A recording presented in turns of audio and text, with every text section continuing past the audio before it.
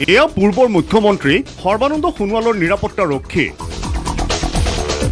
কেইবাখনো বিলাসী ফৰ্চুনাৰ গাড়ীৰে পূৰ্বৰ মুখ্যমন্ত্ৰীৰ বিশাল কনভয়। Z+ চিকিউৰিটি আছে পূৰ্বৰ মুখ্যমন্ত্ৰীৰ।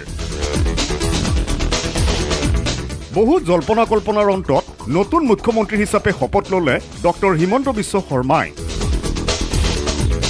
কিন্তু পূৰ্বৰ মুখ্যমন্ত্ৰীৰ দৰে নতুন মুখ্যমন্ত্ৰীৰ লগত নাই Z+ নিৰাপত্তাৰক্ষী, নাই NSG। মুখ্যমন্ত্ৰী হিমন্ত বিশ্বৰ লগত আছে Z চিকিউৰিটি, মুখ্যমন্ত্ৰীৰ লগত আছে CRPF। পোষ্ট প্ৰটেকশ্যন টিমত আছে 6 জন, আৰক্ষী অধীক্ষক 1 জন, অতিৰিক্ত আৰক্ষী অধীক্ষক 2 জন, DSP 2 জন, স্পেচিয়েল চিকিউৰিটি গাৰ্ডৰ জোৱান। ইয়াৰ উপৰি মুখ্যমন্ত্ৰীৰ নিৰাপত্তাৰ দায়িত্বত আছে SBৰ 3 বিষয়া, SSGৰ 2 গৰাকী মহিলা, অসামৰিক পোছাকত 1 জন।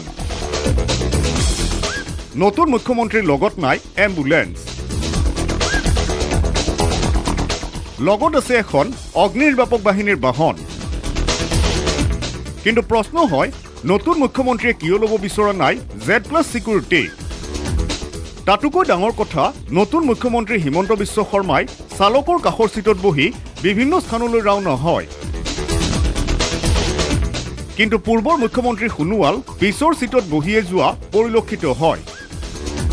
কিন্তু সময় যোৱাৰ লগে লগে সলনি হ'ব নেকি মুখ্যমন্ত্ৰীৰ নিৰাপত্তা ব্যৱস্থা, যিদৰে সলনি হৈছিল সোণোৱালৰ নিৰাপত্তা? এই প্ৰশ্নও স্বাভাৱিক।